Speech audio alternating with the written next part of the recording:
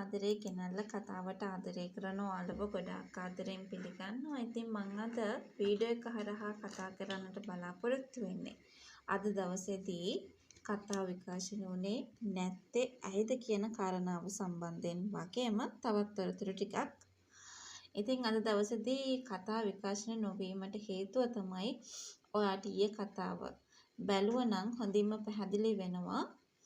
106 වෙනි කොටස සඳද තමයි නැවත වතාවක් කතා විකාශනය වෙන්නේ කියලා දැනුම් දීමක් කරලා තිබුණා.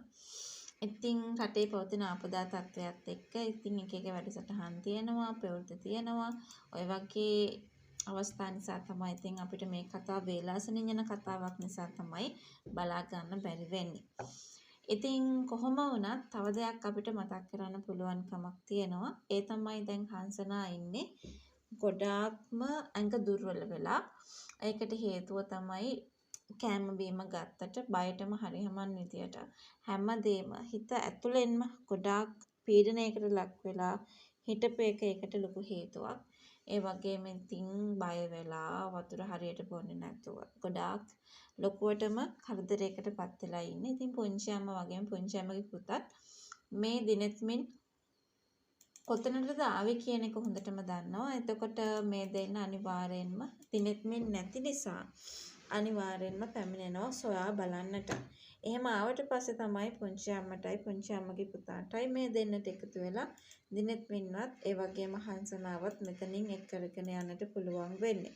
ඉතින් කොහොම හරි හංසනා මේ පවුලටම ගොඩාක් විදියට කෑ ගහන්න බනින්න මේ හැම දෙයකටම කටයුතු යොදා ගනී කියන විශ්වාසය අපි හැමෝටම තියාගන්නට හැකියාවක් ලැබෙනවා.